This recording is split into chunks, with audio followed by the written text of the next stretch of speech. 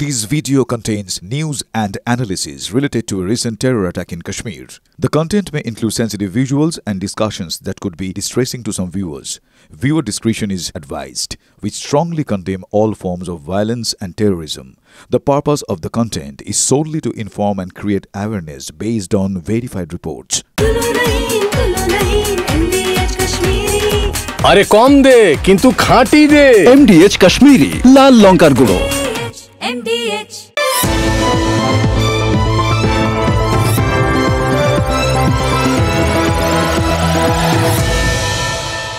জালে জ্যোতি বন্ধ জাসুসি পাকিস্তানের চর ভারতের চর বলবো বিস্তারিত। গত বছর ডিসেম্বরে কাশ্মীরে যান এই জ্যোতি রানী, আর তারপর পেহেলগাঁও এই জঙ্গি হামলার ঘটনার আগে পাকিস্তান যাত্রা এই চর জ্যোতি রানীর। তাহলে এই যে পেহেলগাঁও হামলায় এর সঙ্গে কি জ্যোতি রানীর কোনো যোগসূত্র রয়েছে? ঘটনা পরম্পরা ভাবাচ্ছে গোয়েন্দাদের। चलते हैं अपने मुल्क अपने वतन की ओर। Welcome to Pakistan. मैं हूँ अभी फिलहाल पाकिस्तानी एम्बेसी के ठीक बाहर। ভারতে থেকে পাকিস্তান প্রেম। সন্ত্রাসে মদতদাতা দেশের বিরুদ্ধে যখন অপারেশন সিন্দুর চলছে, তখন একাধিক গোপন তথ্য পাকিস্তানে পাচারের অভিযোগ উঠেছে হরিয়ানার ধৃত ইউটিউবার জ্যোতি মালহোত্রার বিরুদ্ধে। পেহেলগাঁও হামলার সঙ্গেও কি এই পাক চোরের যোগ রয়েছে?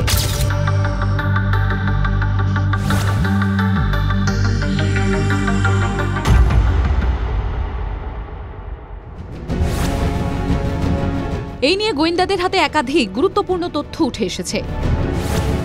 গত ডিসেম্বরে কাশ্মীরে গিয়েছিলেন জ্যোতি। হামলার আগে আমেরিকার সংস্থার কাছ থেকে ভাইসারেন উপত্যকার ছবি কেনে পাকিস্তানের কেউ। মার্কিন স্যাটেলাইট সংস্থা থেকে কেনা হয় হাই রেজলিউশন ছবি। জ্যোতির কাশ্মীর ভ্রমণ ও ভাইসারেনের ছবি কেনার সঙ্গে কি কোনো যোগ রয়েছে? জানতেই পাক চরকে লাগাতার জেরা করছে গোয়েন্দারা। সন্দেহ আরও বাড়িয়েছে এপ্রিল মাসে পেহেলগাঁও কাণ্ডের পর জ্যোতির একটি পোস্ট, যেখানে তিনি লেখেন, কাশ্মীর পেহেলগাঁও নিয়ে আমার মতামত, আমাদের কি আবার কাশ্মীর যাওয়া উচিত? पूछताछ चल रहा है। पहलगाम हमले के पहले बिल्कुल गई थी, उसके पहले वो मतलब उसके आसपास वो पाकिस्तान भी गई थी, तो इसमें आपस में क्या लिंकेजेस हैं वो हम स्टैब्लिश कर रहे हैं। और उसके খুব কম ভারতীয় ট্রাভেল ব্লগার আছে যারা পাকিস্তানের একেবারে ভেতরে গিয়ে সেখানকার প্রত্যেকটা জায়গার ট্রাভেল ভিডিও শ্যুট করার সুযোগ পান। পাকিস্তানের ভেতরে শ্যুট করতে দেওয়ার অনুমতির বদলে কি ভারতীয় গুপ্তচর হিসেবে বা ভারতীয় তথ্য পাচার করার তাদের মধ্যে কোনো শর্ত হয়েছিল? এই জটগুলি খোলার চেষ্টা করছেন তদন্তকারীরা। জ্যোতির ইউটিউব চ্যানেলের নাম ট্রাভেল উইথ জো, ফলোয়ার 1,30,000-এর বেশি। মূলত ভ্রমণের ভিডিওই সেখানে পোস্ট করেন এই ইউটিউবার। জ্যোতির ইনস্টাগ্রাম ও ইউটিউব চ্যানেলের ভিডিও ঘেটে যে তথ্য উঠেছে, পেহেলগাঁও জঙ্গি হামলার আগে আটারি ওয়াঘা সীমান্ত পেরিয়ে পাকিস্তানে যান। লাহোরের আনারকালি বাজার, পাক পাঞ্জাবের কটাস রাজ মন্দির ঘুরে দেখার ভিডিও রয়েছে তার অ্যাকাউন্টে। গোয়েন্দা সূত্রে খবর, ট্রাভেল ভিডিও বানানোর নামে পাকিস্তানে গিয়ে একাধিক আইএসআই এজেন্ট এবং কর্তার সঙ্গে দেখা করে। ভ্রমণের আড়ালে অনেক তথ্যই কৌশলে পৌঁছে দিয়েছেন পাক গুপ্তচর সংস্থা আইএসআইকে। যাদের হাত ঘুরে সেই সমস্ত তথ্যই কি পৌঁছে গিয়েছিল ভাইসারেন ভ্যালিতে হামলাকারী জঙ্গিদের কাছে? জেরা করে আরও একাধিক এই ধরনের জট এবং একই সঙ্গে তথ্য পাচার করে থাকলে কি কি তথ্য কাদের কাছে পাচার করেছেন সেটা জানার চেষ্টা করছে তদন্তকারীরা। ক্যামেরা অমিতের সঙ্গে সুজয়, TV9 বাংলা।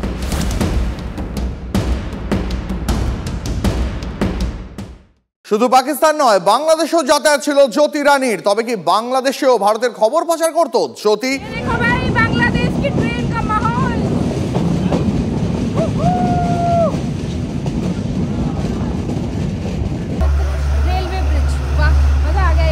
बांग्लादेश भी काफी ग्रो कर रहा है। कितना टाइम हुआ इस ब्रिज को बने? It's a new bridge. Okay, 1 year। তদন্তে উঠে আসছে পুরীর কথা। হ্যাঁ, ঠিকই শুনছেন, পুরী। হরিয়ানার জ্যোতির পর এবার স্ক্যানারে পুরীর ইউটিউবার প্রিয়াঙ্কা সেনাপতি। 2028 সেপ্টেম্বরে প্রিয়াঙ্কার সঙ্গে দেখা করে জ্যোতি। সম্প্রতি তারা দুজনে কারতারপুর করিডোরেও গিয়েছিল একসঙ্গে। কাশ্মীরেও জ্যোতির সঙ্গী ছিল এই প্রিয়াঙ্কা। তবে কি প্রিয়াঙ্কাও জড়িত? উত্তর খুঁজছেন তদন্তকারীরা। প্রিয়াঙ্কার দাবি, জ্যোতির সঙ্গে দেখা হলেও চরবৃত্তির বিষয়টি তিনি নাকি জানতেন না। কেই বা জানতো? পেহেলগাঁও হামলার জন্য এই জ্যোতি সরকারকে কাঠগড়ায় তুলেছিল। हम खुद रिस्पॉन्सिबल हैं, हमारी गवर्नमेंट रिस्पॉन्सिबल है, क्योंकि वो उस सिक्योरिटी कहीं ना कहीं उनसे मिसिंग हुई, वो सिक्योरिटी वहाँ पर लैप्स हुई, कुछ तो गड़बड़ हुई जो जिस वजह से ये इतना बड़ा अटैक हुआ। জালে জাসুস জ্যোতি, একথা বলা যেতেই পারে। কে জ্যোতি? জ্যোতি রানী মালহোত্রা। হ্যাঁ, সাধারণ একজন ইউটিউবার ছিলেন, ব্লগ করতেন। সেই সাধারণ ইউটিউবার থেকে কি করে গুপ্তচর হয়ে উঠলেন তিনি? কোন কোন তথ্য, কোন কোন গুরুত্বপূর্ণ তথ্য পাচার করলেন তিনি? পাকিস্তানে কাদের কাদের সঙ্গে, কোন কোন হেভিওয়েট ব্যক্তিত্বের সঙ্গে তার যোগাযোগ ছিল? শুধু তাই নয়, গুপ্তচর সংস্থার কোন আধিকারিকের সঙ্গে তার নিয়মিত যোগাযোগ ছিল, কোন কোন গুরুত্বপূর্ণ তথ্য সে পাচার করেছে, এই যাবতীয় প্রশ্নের উত্তরের জন্য এই মুহূর্তে ম্যারাথন জেরা চলছে।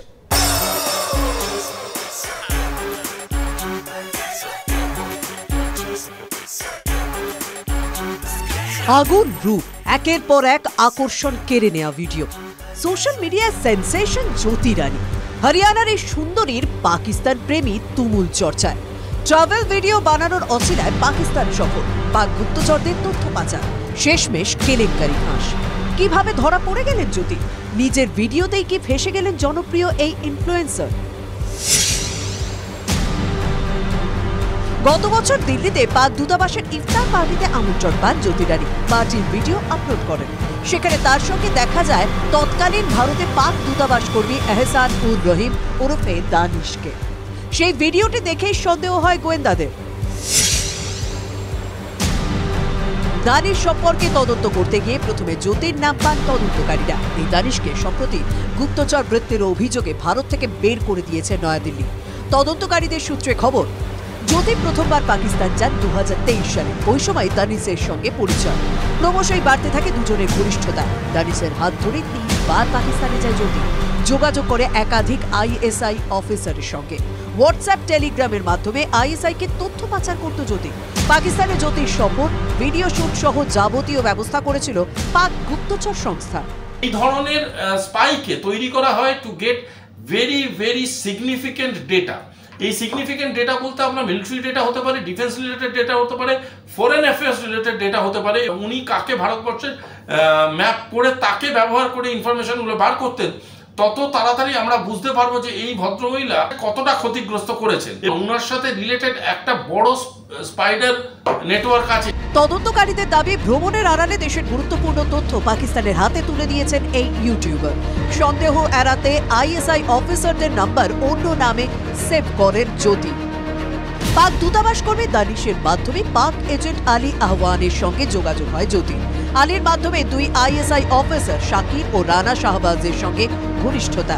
তাদের নির্দেশেই বারবার পাকিস্তান সফর। পাক গুপ্তচর সংস্থার অফিসারের সঙ্গে ইন্দোনেশিয়াতেও যান। নেপাল সফরেও আইএসআই অফিসারদের সঙ্গে দেখা। নেপালে নিজের দেশের তথ্য আইএসআই কে দেয় ঘরশত্রু পাকচর। দিল্লিতে পাক দূতাবাসে চীনা আধিকারিকদের সঙ্গেও সাক্ষাৎ করেন।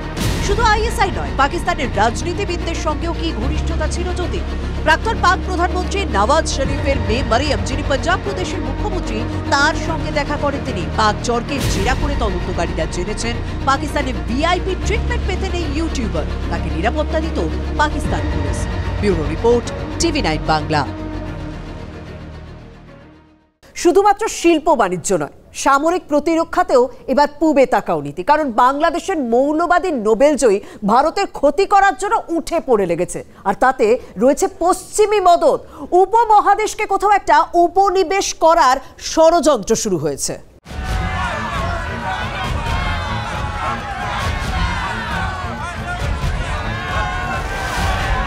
2024-এর 5ই আগস্ট ছাত্রের ছদ্মবেশে জামাত বিদ্রোহে বাংলাদেশে মৌলবাদী অভ্যুত্থান ঘটে।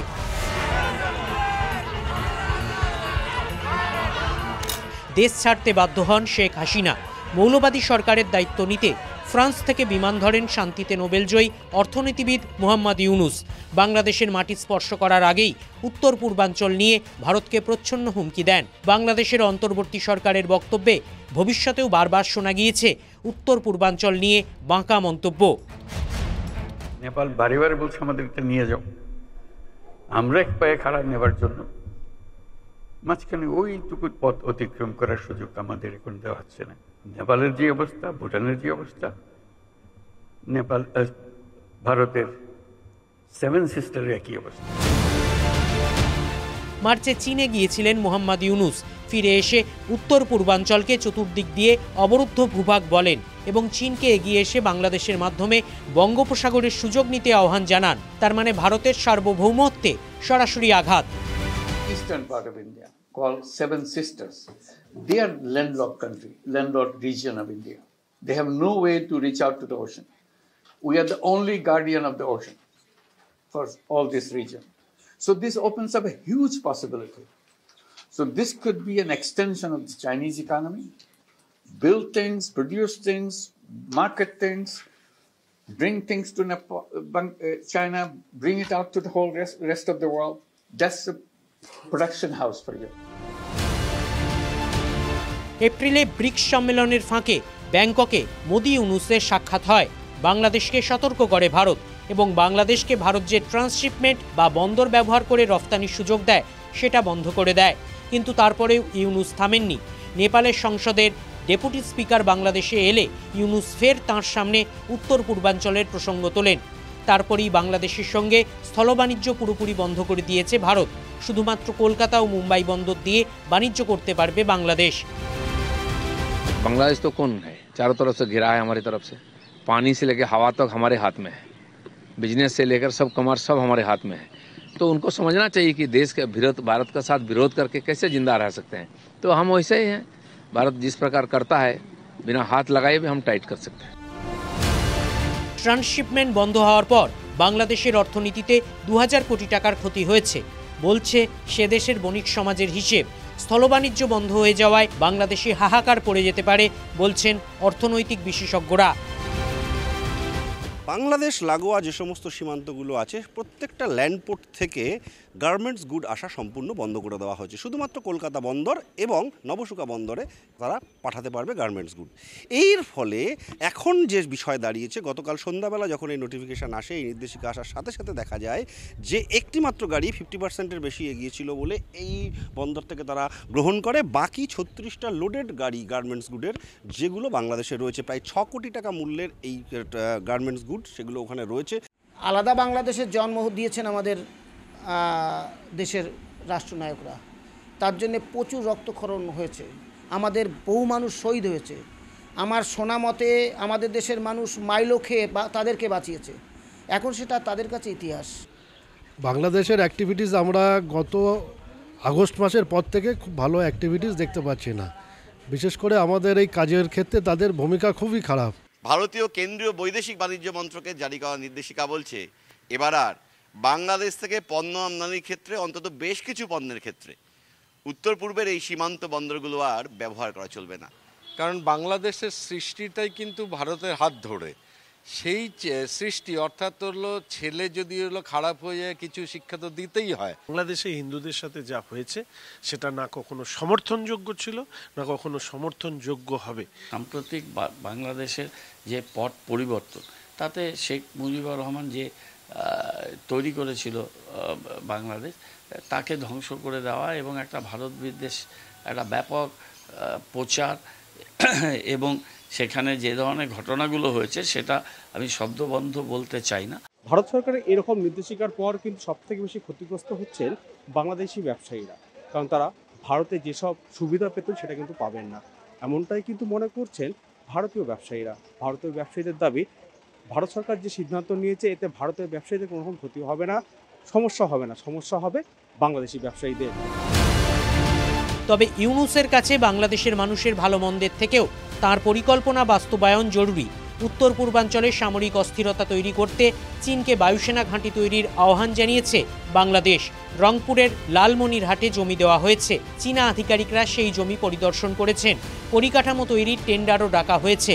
ওই বায়ুসেনা ঘাঁটি তৈরি হলে ভারতের শিলিগুড়ি করিডোর বা চিকেন স্নেকের নিরাপত্তা বিপন্ন হবে। ইতিমধ্যেই অরুণাচল প্রদেশের কয়েকটি অংশের নিজস্ব নামকরণ করে উত্তর পূর্বাঞ্চলে অস্থিরতা বাড়ানোর চেষ্টা করেছে চীন। ভারত তার যথোপযুক্ত জবাব দিয়েছে। Bureau report, TV9 Bangla. একদিকে চীন আর অন্যদিকে আমেরিকা। ভারতকে বেগ দিতে এই দুই মহাশক্তিধর রাষ্ট্রের সঙ্গে কার্যত জুয়া খেলছেন মোহাম্মদ ইউনুস। আর অন্যদিকে বাংলাদেশের অভ্যন্তরীণ রাজনৈতিক পরিস্থিতি টালমাটাল, অথচ চক্রান্তের পর চক্রান্ত, ষড়যন্ত্রের পর ষড়যন্ত্র। আর এদিকে বাংলাদেশের গণতন্ত্র উধাও। পাকিস্তান একসময় যা করত এখন বাংলাদেশ তাই করছে। চীন ও আমেরিকা দুই মহাশক্তিকেই প্রতিশ্রুতিতে ভুলিয়ে নিজের কাজ হাসিলের চেষ্টা। মোহাম্মদ ইউনুস ভারতকে বেগ দিতে রংপুরের লালমনিরহাটে বিমান ঘাঁটি তৈরির প্রস্তাব দিয়েছেন চীনকে।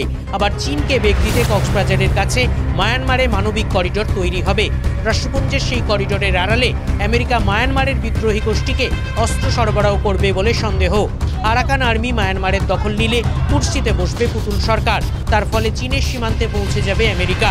রাষ্ট্রপুঞ্জের মহাসচিব অ্যান্তোনিও গুতেরেস কয়েক মাস আগেই কক্সবাজারে গিয়েছিলেন। তখনই মানবিক করিডোরের পাকা কথা হয়ে গিয়েছিল। এই করিডোরের বিরোধিতা করায় পথ গিয়েছে বাংলাদেশের পররাষ্ট্র উপদেষ্টা জাসিম উদ্দিনের। বাংলাদেশের সেনাপ্রধান ওয়াকারুজ্জামানও মানবিক করিডোরের বিরোধী ছিলেন। তিনিও কোণঠাসা, তার আমেরিকা সফর বাতিল করা হয়েছে। সেনাকর্তা কামরুল হাসান যে কোনো মুহূর্তে অভ্যুত্থান ঘটাতে পারেন বলে সন্দেহ। পাকিস্তানের সেনাপ্রধান আসিম মুনিরের বিশেষ ঘনিষ্ঠ কামরুল হাসান তাকে পদচ্যুত করেছিলেন বাংলাদেশের সেনাপ্রধান ওয়াকারুজ্জামান। কিন্তু মার্কিন দূতাবাসে গিয়ে কামরুল হাসান দরবার করে নিজের পদ ফিরে পান। শুধু তাই নয়, মোহাম্মদ ইউনুসের পরামর্শদাতাও হয়ে যান কামরুল হাসান। এই কামরুল হাসান মানবিক করিডোরের ঘোর সমর্থক। ইউনুসকে দিয়ে নিজেদের স্বার্থ পূরণে বাংলাদেশকে ব্যবহার করছে মহাশক্তিগুলি। কিন্তু তাতে বাংলাদেশের মানুষের কি উপকার হচ্ছে? বাংলাদেশের মানুষ একটা নির্বাচিত স্থায়ী সরকার কবে পাবে? আওয়ামী লীগকে নিষিদ্ধ করে ইতিমধ্যেই গণতন্ত্রকে অর্ধেক হত্যা করেছেন ইউনুস। গণতন্ত্রের যেটুকু প্রাণ রয়েছে তাকে রক্ষা করার প্রাণপণ চেষ্টা চালাচ্ছে বিএনপি। আগামী দিনে আর কোনো স্বৈরাচার, আর কোনো ফ্যাসিবাদ যাতে দেশ এবং জনগণের অধিকার কেড়ে নিতে না পারে, সেজন্য গণতন্ত্রকে প্রাতিষ্ঠানিক রূপ দেবার প্রক্রিয়া এবং পদ্ধতি প্রণয়ন এবং বাস্তবায়নের এখনই সঠিক সময়। যদি কোনোদিন নির্বাচনের দাবিতে এই অন্তর্বর্তীকালীন সরকারকে ঘেরাও করতে হয়, তা হবে আমাদের জাতির জন্য একটি দুর্ভাগ্য। আপনি কি চান এই নির্বাচনের জন্য আপনার সাথে আমাদের কোনো দ্বিধাদ্বন্দ্ব সৃষ্টি হোক? বাংলাদেশে একটি অবাধ ও সুষ্ঠু নির্বাচন অনুষ্ঠানের আয়োজন করুন ডিসেম্বরের মধ্যে। তবে জামাত সহ মৌলবাদী শক্তিগুলি বাংলাদেশকে গণতন্ত্রের রাস্তায় ফিরতে দিতে চায় না। তাহলে তাদের ধর্মের ব্যবসায় টান পড়ার আশঙ্কা। Bureau report, TV9 Bangla. আচ্ছা, বাংলাদেশ মানেই কি বিপদ? কেন এই কথা বলছি? তার কারণ এ রাজ্যে বিভিন্ন প্রান্তে ঘাপটি মেরে বাংলাদেশিরা অনুপ্রবেশ করেছেন। তারা জাল নথি ইত্যাদি দেখিয়ে তারা তাদের আইডেন্টিটি কার্ড বানিয়েছেন। কিন্তু কতদিন সেগুলো দিয়ে? তার কারণ সেগুলো ব্যবহার করে তারা কুকর্ম করেছেন বলে জানতে পারা যাচ্ছে। নদিয়া সহ বিভিন্ন জায়গা থেকে বেশ কয়েকজনকে ইদানিং ধরপাকড় করা হয়েছে, আপনারা জানেন। বিস্ময়কর বেশ কিছু তথ্যও সামনে আসছে। যেমন এদের মধ্যে একজনের খোঁজ পাওয়া গিয়েছে রাজ্য সরকারের ইমাম ভাতা নিতেন, ভাবুন একবার। আরেকজনের খোঁজ পাওয়া গিয়েছে যিনি বাংলাদেশের কুখ্যাত জলদস্যু, অস্ত্র সমেত গ্রেফতার হয়েছে নিউ টাউন থেকে। আর এই অবস্থানগুলো খুব গুরুত্বপূর্ণ। একদিকে এয়ারপোর্ট, অন্যদিকে তথ্য প্রযুক্তি নগরী। মাঝখানে এরা এদের এই কুকীর্তির জাল বিছিয়েছে। তবে না, বেশি দিন করতে পারেনি, তাদেরকে পাকড়াও করা গিয়েছে। অনুপ্রবেশের পর পরিচয়পত্র জাল, তারপর কোনো নিরাপদ জায়গা খুঁজে বহাল তবিয়তে বসবাস। ধরপাকড় শুরু হতেই জেলায় জেলায় পুলিশের জালে একের পর এক বাংলাদেশি অনুপ্রবেশকারী। অনুপ্রবেশের বিপদ, জেলায় জেলায় জালে বাংলাদেশি। নদিয়ার ভারত বাংলাদেশ সীমান্তের দত্তফুলিয়ায় গ্রেফতার 3 বাংলাদেশি অনুপ্রবেশকারী। পুলিশ সূত্রে খবর, মাস দুয়েক আগে দালালের সাহায্যে অবৈধভাবে ভারতে ঢোকেন। এরপর ভারতীয় নথিপত্র তৈরি করে কাজের জন্য বেঙ্গালুরুতে যান। বাংলাদেশে ফিরতে গিয়ে পুলিশের হাতে ধরা পড়েন 2 মহিলা সহ 3 জন। ধৃতরা বাংলাদেশের খুলনা ও ঝিনাইদহ জেলার বাসিন্দা। কিভাবে এলেন? দালালের মাধ্যমে। বাংলাদেশ থেকে কবে এসেছেন? হ্যাঁ, যাচ্ছিলেন? কলকাতার নাকের ডগায় নিউ টাউন থেকে 2 বাংলাদেশি জলদস্যু গ্রেফতার। গোয়েন্দা সূত্রে খবর, রহড়া থানায় ওপার বাংলার 2 দুষ্কৃতীর ছবি আসে। ধৃত মজনু গাজী বাংলাদেশের দৌলতপুরের বাসিন্দা, আর কামাল শেখ খুলনার কাথমার চর গ্রামের বাসিন্দা। সুন্দরবনের জলসীমান্ত পেরিয়ে এদেশে ঢোকে 2 দুষ্কৃতী। সুন্দরবনের বিভিন্ন জলপথে মৎস্যজীবীদের নৌকা লুটের অভিযোগ ধৃতদের বিরুদ্ধে। ধৃতদের কাছ থেকে একটি 1 শটার বন্দুক ও 2 রাউন্ড কার্তুজ উদ্ধার হয়েছে। দীর্ঘ 16 বছর ধরে অবৈধভাবে ভারতে বসবাস। কান্দি থানার হিজলের গোপালপুর থেকে এক বাংলাদেশি নাগরিক গ্রেফতার। ধৃত মহির মোল্লা নড়াই জেলার বাসিন্দা।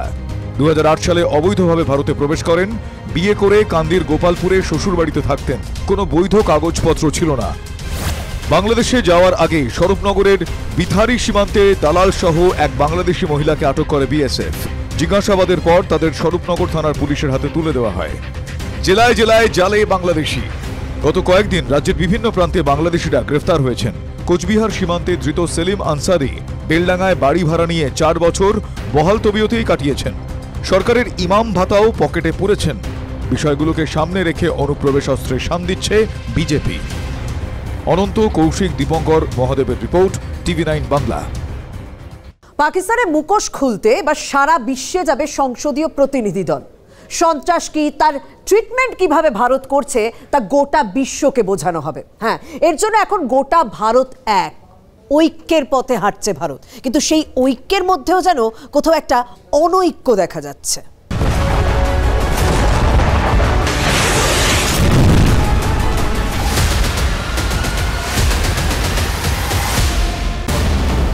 এগারোটি বায়ুসেনা ঘাঁটি অকেজো। আন্তর্জাতিক বিশ্বের কাছে প্রতিরক্ষার কঙ্কাল বেরিয়ে গিয়েছে। তারপরেও পাকিস্তানে উৎসব চলছে।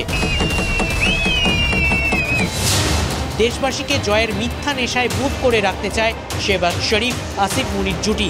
কিন্তু সেই জয়ের লাশেও তাল কেটেছে। উৎসবে যোগ দিতে গিয়ে শ্লীলতাহানির শিকার হয়েছেন এক মহিলা সোশ্যাল মিডিয়া স্টার।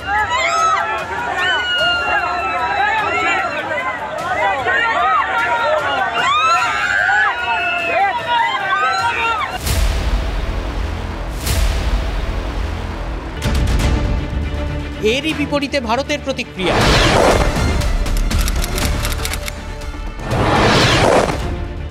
অপারেশন সিঁদুর ছিল পাকিস্তানি জঙ্গি শিবির ধ্বংসে সুনিয়ন্ত্রিত সংযত পদক্ষেপ। তারপর পাক সেনাকে প্রত্যাঘাতেও ভারত সতর্ক ছিল, যাতে সাধারণ মানুষের ক্ষতি না হয়। ভারতের তরফে সব রাজনৈতিক দলই নিজের নিজের মতো করে তিরঙ্গা যাত্রা বের করেছে।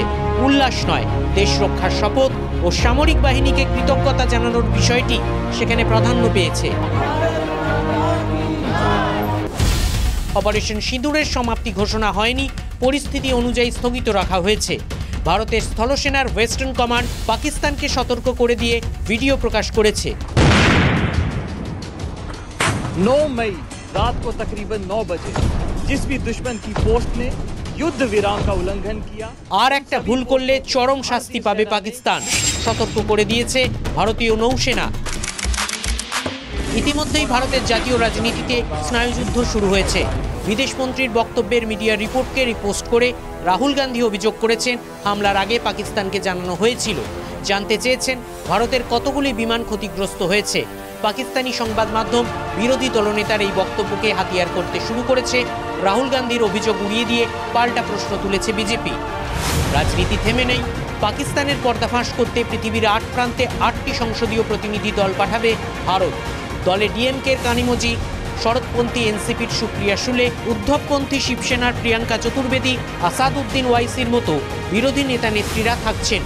একটি দলের নেতৃত্ব দেবেন তিরুবনন্তপুরমের কংগ্রেস সাংসদ শশী থারুর। কিন্তু কংগ্রেসের তরফে যে 4 জনের নাম দেওয়া হয়েছিল তাতে গৌরব গগৈয়ের নাম ছিল। তাতে আবার আপত্তি জানিয়েছিলেন অসমের মুখ্যমন্ত্রী হিমন্ত বিশ্ব শর্মা।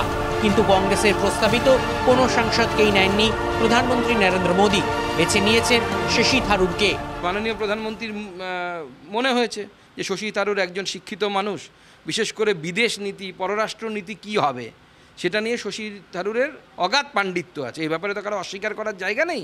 আমাদের রাজনৈতিকভাবে উল্টো দিকে উনি থাকতে পারেন। আমি ওনার সাথে কমিটিতে ছিলাম একসাথে, আমি দেখেছি, শিখেছি।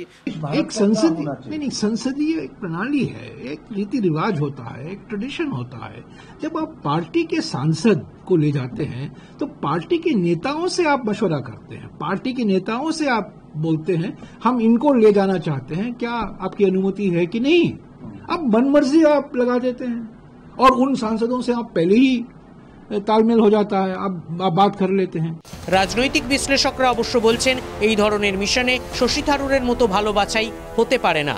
তিনি রাষ্ট্রপুঞ্জে দীর্ঘদিন কাটিয়েছেন, বিদেশ নীতির খুঁটিনাটি জানেন, 4 বারের সাংসদ, প্রগাঢ় পাণ্ডিত্য এবং তুখর বক্তা। অপারেশন সিঁদুরের সময় পশ্চিমী সংবাদ মাধ্যমের অপপ্রচারের বিরুদ্ধে ভারতের হয়ে টানা কূটনৈতিক লড়াই চালিয়ে গিয়েছেন সেই শশী থারুরের মুখোমুখি হতে চলেছেন পাকিস্তানের বিলাওয়াল ভুট্টো জারদারি। পাকিস্তানও ভারতের দেখাদেখি কূটনৈতিক দল পাঠাবে। একটি দলের নেতৃত্ব দেবেন বেনজির ভুট্টোর ছেলে। পাকিস্তানকে ইতিমধ্যেই আত্মঘাতী গোল খাওয়ানো বিলাওয়াল শশী থারুরের সামনে পড়লে কি করবেন, আতঙ্কিত পাকিস্তানের শিক্ষিত সমাজ। Bureau report, TV9 Bangla. Operation সিঁদুর, এই অপারেশন সিঁদুর বিশ্বজুড়ে যুদ্ধের প্রয়োজনীয়তাটাই বদলে দিয়েছে। হ্যাঁ, এখন যুদ্ধ বিমানের থেকে বিশ্বজুড়ে অনেক বেশি চাহিদা মিসাইল ডিফেন্স সিস্টেমের, অনেক বেশি চাহিদা ড্রোনের। আর তলে তলে ভারতের প্রস্তুতি গোটা বিশ্বের সামনে ভারতের এই মুহূর্তে অবস্থান প্রকট করেছে, সবাই দেখেছে সেটা। আর পাকিস্তানের ধ্বংসস্তূপগুলো দেখলে এই মুহূর্তে যেন আরো ভালোভাবে বোঝা যাচ্ছে যে ভারত কতটা শক্তিশালী।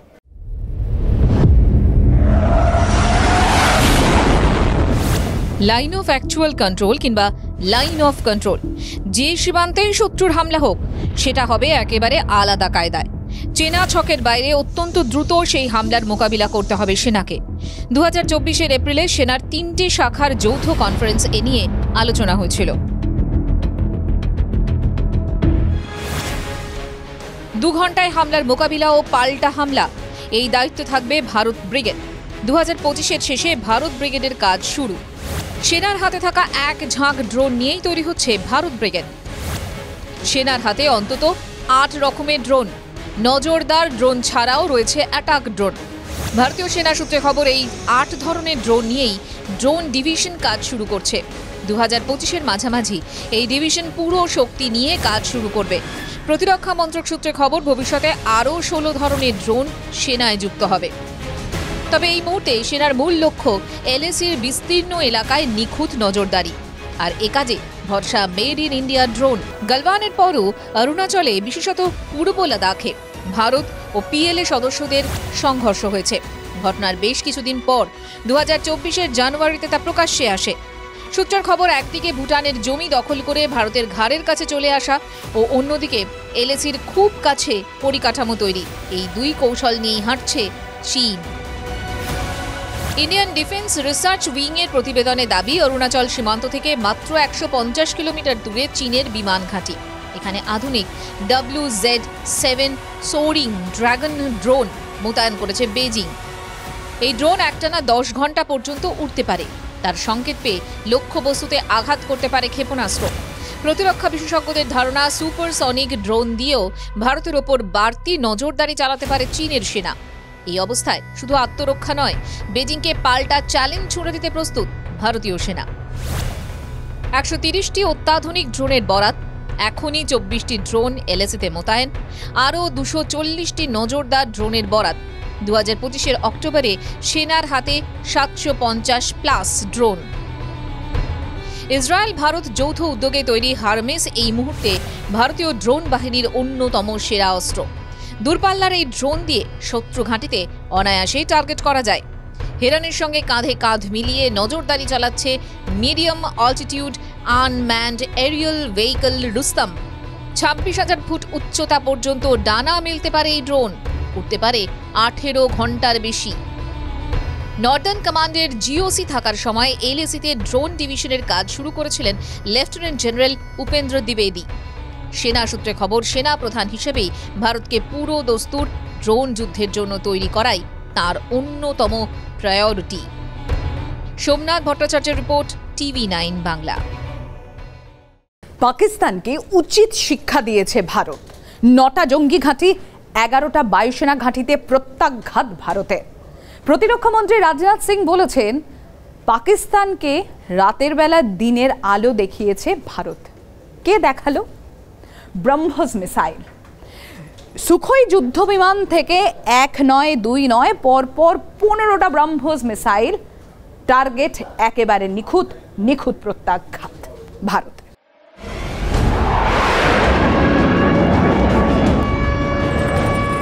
এই ছবিটা ভালো করে দেখুন, ঐতিহাসিক মুহূর্ত। 22 নভেম্বর 2017 প্রথমবার ব্রহ্মস মিসাইল নিয়ে ওড়ে ভারতীয় বায়ুসেনার সুখোই যুদ্ধ বিমান। উড়তে উড়তেই নিক্ষেপ। প্রায় 3000 কেজি ওজনের মিসাইল ছোটে ঘন্টায় 3500 কিলোমিটার গতিতে। এমন গতির সুপারসনিক ক্রুজ মিসাইল প্রথমবার বিশ্বের কোনো যুদ্ধ বিমান থেকে ছোড়া হলো। নিখুঁত নিশানা। সেদিন ভারতীয় নৌসেনা থেকে বিদায় নেওয়া জাহাজ গুড়িয়ে দেয় ব্রহ্মস। 8 বছর পর লক্ষ্য পাকিস্তান। সুখোই ব্রহ্মস জুটিতে ধসে গেল পাক বায়ুসেনা ঘাঁটি। 15 ব্রহ্মসের প্রতাপ পাকিস্তানে। ऑपरेशन सिंदूर साफल्यर पर प्रतिरक्षा मंत्री राजनाथ सिंह बोले, हमारे देश में कहावत काफी पुरानी है और वह है दिन में तारे दिखना। मगर भारत में बनी ब्रह्मोस मिसाइल ने पाकिस्तान को रात के अंधेरे में दिन का उजाला दिखाई। ভারতের একপাক্ষিক দাবি নয়, পাকিস্তানের প্রধানমন্ত্রী শাহবাজ শরীফ পর্যন্ত স্বীকার করেছেন ভারতীয় ক্ষেপণাস্ত্র কিভাবে করাচি থেকে ইসলামাবাদের মাটি কাঁপিয়ে দিয়েছিল। और 10 की दरमियानी रात में तकरीबन 2:30 बजे सिपा सलार जनरल सईद आसिम मुनीर ने मुझे सिक्योर फोन पे मुझे बताया कि वज़ीर-ए-आज़म साहब, हिंदुस्तान ने अपने बैलिस्टिक मिसाइल अभी लॉन्च किए हैं, एक नूर खान एयरपोर्ट पे गिरा है और कुछ और दूसरे इलाकों में गिरे हैं। রাওয়ালপিন্ডির কাছে নূরখান ঘাটিতে ভারতীয় মিসাইল আছড়ে পড়তেই বাংকারে আশ্রয় নেন পাক সেনা প্রধান আসিম মুনির। एक नूर खान एयरपोर्ट पे गिरा है और कुछ और दूसरे इलाकों में गिरे हैं।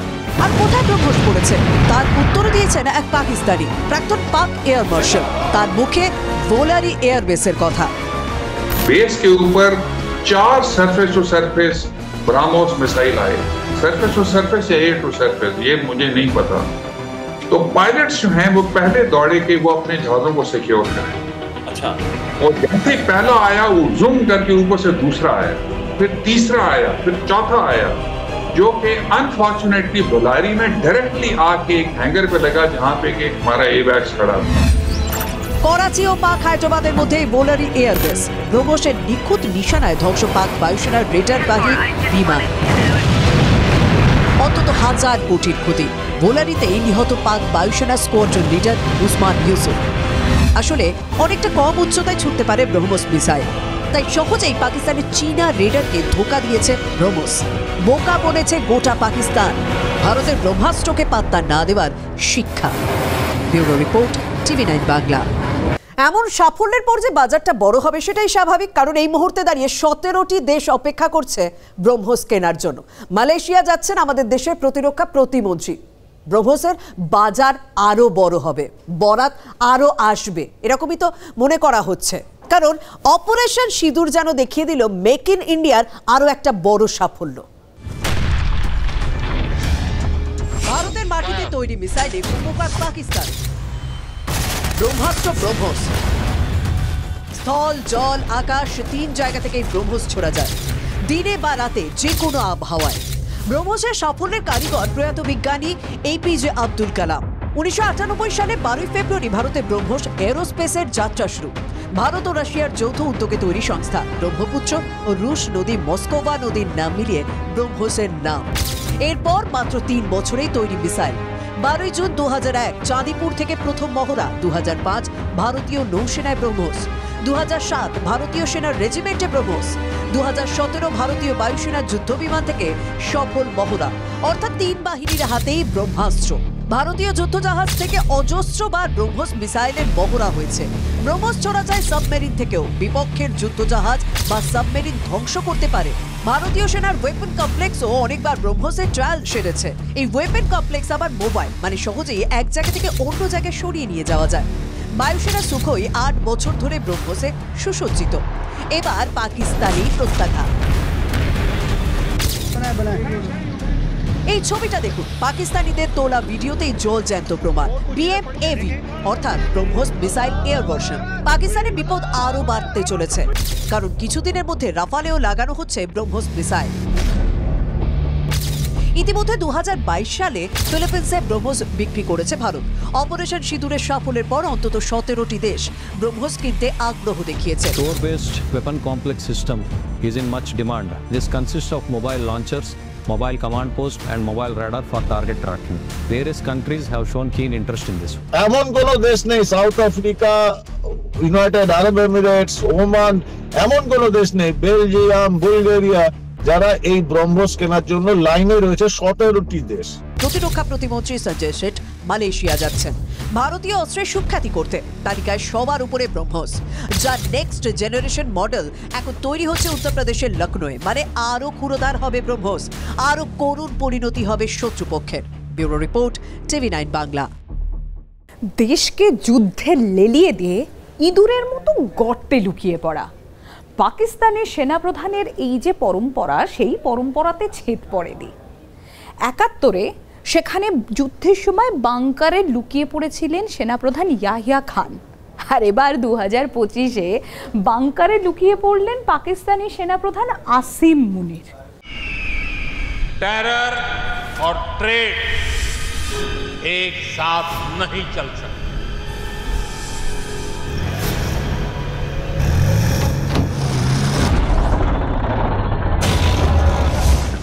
पानी और खून भी एक साथ नहीं बह सकते।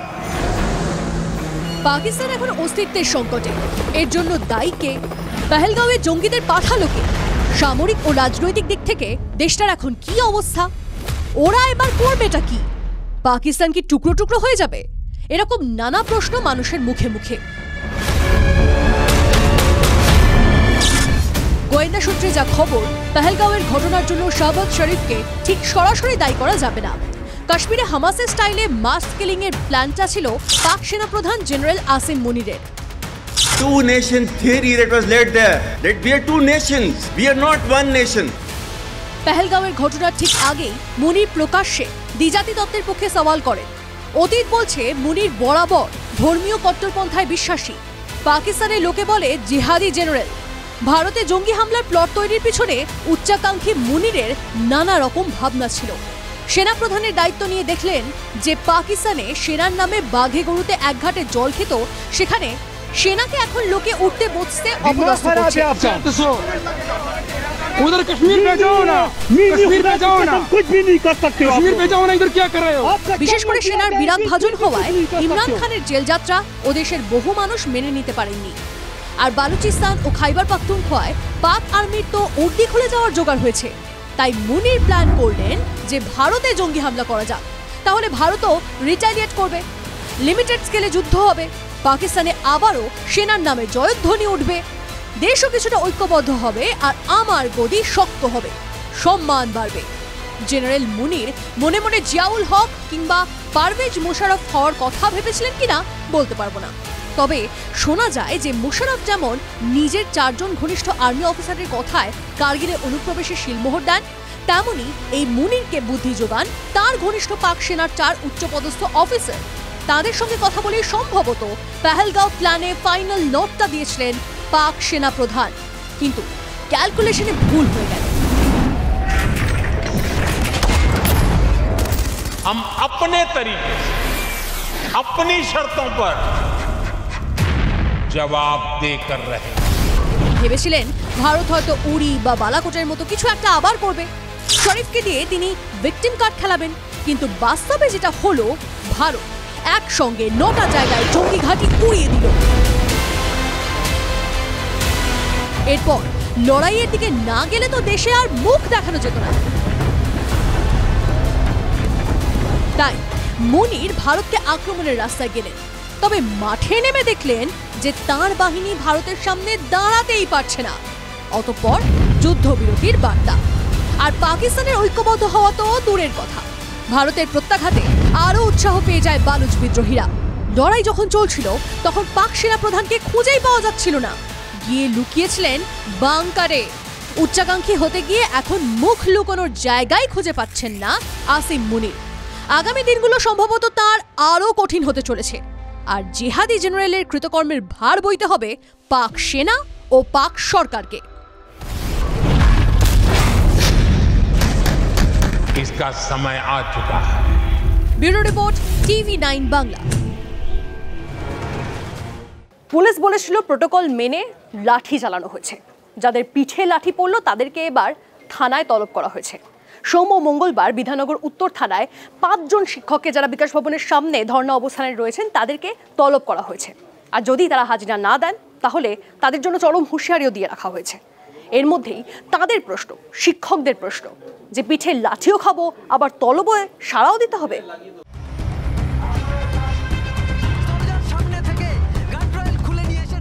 আর যেখানে চাকরিটা চলে গেছে আমাদের, আমরা একটা শান্তিপূর্ণ অবস্থান করছিলাম, সেখানে দাঁড়িয়ে আমরা লাঠিচার্জ করলাম না, আমাদের হাতে কোনো অস্ত্র ছিল না, আর আমাদেরকেই এরকম কেসগুলো দিয়ে আমাদেরকে ডেকে পাঠানো হচ্ছে। এসএসসি 2016 সালের প্যানেল বাতিল হওয়ার পর চাকরি হারিয়েছেন প্রায় 26,000 শিক্ষক, শিক্ষাকর্মী। রোজগার ও শিক্ষকতা দুই হারিয়ে আন্দোলনে। বৃহস্পতিবার আন্দোলন অন্য চেহারা নেয়, রণক্ষেত্রের চেহারা নেয় করুণাময়ী চত্বর।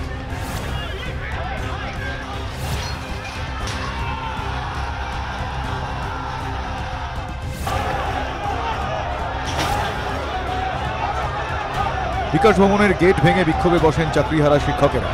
বিকাশ ভবনের কর্মীদের আটকে রাখা, হুমকি দেওয়ারও অভিযোগ ওঠে। আন্দোলনকারীরা সরকারি সম্পত্তি নষ্ট করেন, পুলিশকে মারধর করেন বলে অভিযোগ। সেই সূত্রে এবার পুলিশি তলব। বিকাশ ভবনে অবস্থানরত 5 শিক্ষককে থানায় তলব।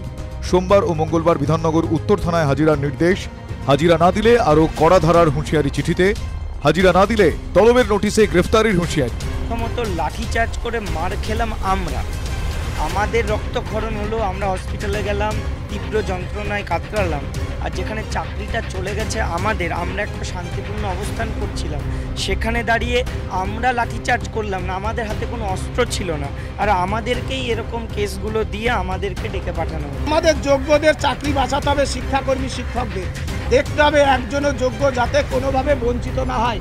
এই দাবিতে আমরা যে আন্দোলনে আছি সেই আন্দোলন চলবে, প্রয়োজন হলে ভবিষ্যতে আন্দোলন নবান্নমুখীও হবে। দেখুন, আমার আলাদা এই বিষয়গুলো নিয়ে মন্তব্য নেই। পুলিশ কালকে প্রেস কনফারেন্সও করেছে এবং সমস্ত সেই ঘটনাগুলো আপনাদেরকে জানিয়েছে, এবং তারা যে পদক্ষেপ নিচ্ছে সেটা আমরা দেখছি। আলাদা আমার এই বিষয় নিয়ে কোনো মন্তব্য নেই। এর থেকে তো বেশি কিছু করতে পারবে না। শিক্ষকদের ভয় দেখিয়ে আন্দোলন তোলার চেষ্টা করছে। আর মমতা বন্দ্যোপাধ্যায় জানেন, মমতা বন্দ্যোপাধ্যায়ের পুলিশই এখন মমতা বন্দ্যোপাধ্যায়কে বাঁচিয়ে রেখেছে। পুলিশ যদি না থাকতো, মমতা বন্দ্যোপাধ্যায় মুখ্যমন্ত্রীর চেয়ারে বসে থাকতে পারত। এবার শিশু অধিকার সুরক্ষা কমিশনের নজরে চাকরিহারা শিক্ষকরা। বিকাশ ভবনের সামনে শনিবারের বিক্ষোভে উদয়ন পণ্ডিতের পাঠশালা নামের কর্মসূচিতে ছাত্রছাত্রী হিসেবে শিশুরা হাজির ছিলেন। এই পদক্ষেপ কমিশনের মতে ইউএনসিআরসির বিরোধী। বিধাননগর কমিশনারেটের কাছে রিপোর্ট চাইল শিশু অধিকার সুরক্ষা কমিশন। আমরা আন্দোলনের নামে শিশুদের ব্যবহার করছি এরকমটা নয়, তারা নিজেদের মতো করে এসেছে, তাদের শিক্ষক শিক্ষিকারা তাদের প্রতি সমবেত। আজকে যারা শিশুদের এনে গ্রীষ্মের অবতারণা করছেন, সারা বছরের পাঠশালায় সেই বাচ্চাগুলোর পাশে কিন্তু তাদের দেখা যায়নি, তখন ওখানেও কিন্তু আমরাই ছিলাম। পুলিশি তলবে 5 শিক্ষকের সঙ্গে থানায় যাবেন বলে জানিয়েছেন বাকি আন্দোলনকারীরা। মার খেয়েও কেন তাদেরই তলব, প্রশ্ন চাকরিহারাদের। Bureau report, TV9 Bangla. একসময় সখ্য ছিল, এখন লক্ষ্য আলাদা। একসময় নৈকট্য ছিল, এখন দূরত্ব বেড়েছে। একসময় রাজনৈতিক দলটাও এক ছিল, এখন আলাদা হয়ে গিয়েছে।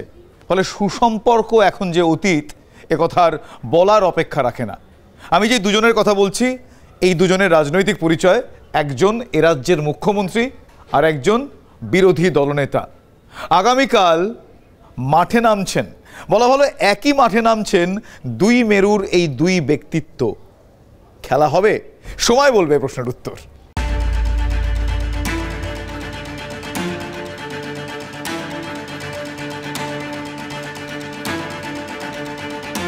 রাজ্য রাজনীতির নজর এবার উত্তরবঙ্গে। একদিকে যেমন 4 দিনের সফরে শিলিগুড়িতে আসছেন মুখ্যমন্ত্রী মমতা বন্দ্যোপাধ্যায়। মাননীয় মুখ্যমন্ত্রী পর্যটনের জন্য এখানে আসেন। যখনই উনি আসেন, উত্তরবঙ্গের জন্য ভালো কিছু খবর তিনি নিয়ে আসেন। আর একই সঙ্গে আগামীকাল উত্তরবঙ্গে আসছেন বিরোধী দলনেতা শুভেন্দু অধিকারী। মুখ্যমন্ত্রী তার ব্যর্থতার আয়না, নিশ্চিতভাবে শুভেন্দুদার মুখ থেকে তিনি শুনতে পারবেন। বিরোধীদের যদি মনে হয় যে মমতা বন্দ্যোপাধ্যায় যাচ্ছেন তাই সেখানে ছুটতে হবে, তো যদি তারা সেগুলো করবেন, মানুষের মধ্যে তাদের কোনো জায়গা নেই। ভোটের মানচিত্রে উত্তরবঙ্গ এখন পাখির চোখ তৃণমূলের কাছে। বিজেপির দুর্গ বলে পরিচিত উত্তরবঙ্গে গত কয়েকটি ভোটে শক্তি বেড়েছে তৃণমূলের। দেখা যাচ্ছে যে বাই ইলেকশনগুলো এবং পার্লামেন্ট ইলেকশন সবটাই তৃণমূলের পক্ষে উত্তরবঙ্গের মানুষের সমর্থন বাড়ছে। সুতরাং সেটা ২৬-এর নির্বাচনে অনেকটাই বাড়বে, এটা আমরা বিশ্বাস। তৃণমূলের দাবি, গত কয়েকটা নির্বাচন বা উপনির্বাচনে উত্তরবঙ্গের মানুষ তৃণমূলের পক্ষে রায় দিচ্ছেন। তাই ২৬-এর নির্বাচনের আগে আরও বেশি আসনকে লক্ষ্য করেই এগিয়ে যাওয়া হবে। টার্গেট আগে সরকারে থাকুক, 2026-এর ভারতীয় জনতা পার্টি যে জায়গায় পৌঁছবে তৃণমূল এখনো কল্পনা করতে পারছে না। নতুন সরকার ভারতীয় জনতা পার্টির হাত ধরে আসবে এবং আমাদের উত্তরবঙ্গের যে বিধানসভাগুলো রয়েছে সেই বিধানসভায় গতবারের থেকেও বেশি আমরা আসনে জয়লাভ করব। জমি শক্ত করতে ঘন ঘন উত্তরবঙ্গে যাচ্ছেন মুখ্যমন্ত্রী। সরকারি কর্মসূচির পাশাপাশি জনসংযোগ। মমতা জানেন তিনিই শুধু তৃণমূলের গ্রহণযোগ্য ব্র্যান্ড। এবার তার সঙ্গে যুক্ত হয়েছে জন বার্লা ফ্যাক্টর। তৃণমূল থেকে বিজেপিতে গিয়ে কেন্দ্রীয় মন্ত্রী হওয়া জন বার্লা আবারও ফিরেছেন তৃণমূল কংগ্রেসে। জন বার্লা আমাদের দলে ছিল, কিন্তু পরবর্তীতে বিজেপিতে গেছিল, কেন্দ্রের মন্ত্রী ছিল। জনভিত্তি আছে, আদিবাসী সম্প্রদায়ের মধ্যে ভালো খেলোয়াড় ছিলেন। একজন চা বাগানের প্রত্যন্ত মানুষকে ভারতীয় জনতা পার্টি দেশের মন্ত্রী করেছিলেন। তিনি আজকে কোথায় ছিলেন আর কোথায় পৌঁছেছেন সেটা ওই অঞ্চলের লোকরাই আরও ভালোভাবে সেটা জানেন এবং উপলব্ধি করেন। আজকের দিনে দাঁড়িয়ে অসাধু রাজনৈতিক ব্যক্তিত্বদের যে রমরমা, তার মধ্যে জন বার্লা একজন পোস্টার বয় হিসাবে থাকতে পারে। নিঃসন্দেহে এই জায়গায় আমাদের দল এমনিই অনেক শক্তিশালী, কিন্তু জন বার্লা আসাতে বিজেপি ওখানে নেতৃত্বহীনতায় ভুগবে। সোমবার শিলিগুড়ি পৌঁছেই বাণিজ্য বৈঠক করবেন মুখ্যমন্ত্রী মমতা বন্দ্যোপাধ্যায়। শিলিগুড়িতে যখন বাণিজ্যের উন্নতিকল্পে সভা করবেন, তখন শুভেন্দু সভা করবেন ডুয়ার্সের চা বালায়। মুখ্যমন্ত্রীর বাণিজ্য বৈঠকের আগেই বার্লার ঘাঁটি বানারহাটে পদযাত্রা সেরে ফেলবেন বিরোধী দলনেতা। দল ছাড়ার পর শুভেন্দুকেই টার্গেট করেছিলেন বার্লা। अपना ही पार्टी के लोग वर्तमान पश्चिम बंगाल का विरोधी नेता शुभेंदु अधिकारी ने मुझे इतना बड़ा हॉस्पिटल बन रहा है, 100% फंड, ये ऐसा नहीं कि स्टेट का शेयर 40-60 नहीं है, 100% फंड लेके MOU साइन करना था। लेकिन यहाँ से हमारा मिनिस्ट्री में फोन गया और मुझे रोका गया। इस प्रकार से अगर डेवलपमेंट काम को अगर रोका जाए तो कौन वैसे पार्टी करेगा?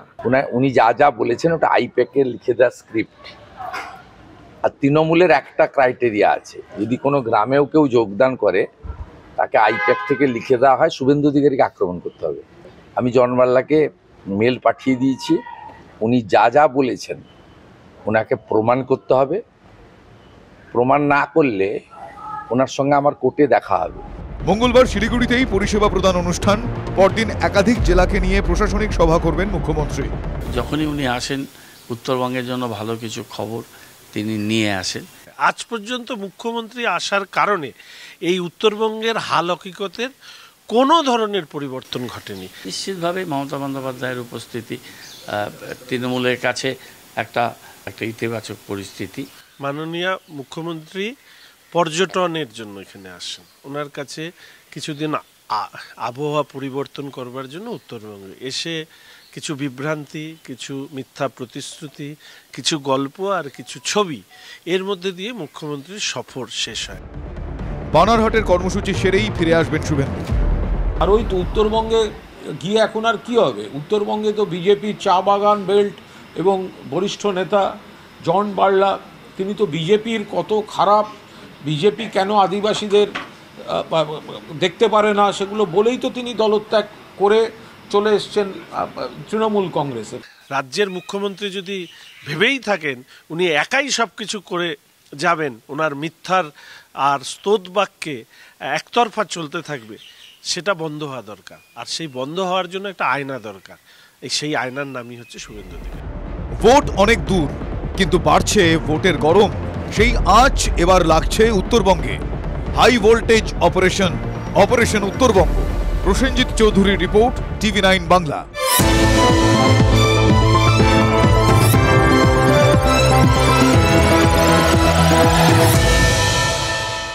যদি এমডিএইচ কিচেন কিং কিচেনে থাকে তো আমরা যা ইচ্ছে তৈরি করতে পারি, বেগুনের ভর্তা, আলু কপি, ভিন্ডি মশলা, আরো অনেক কিছু। MBH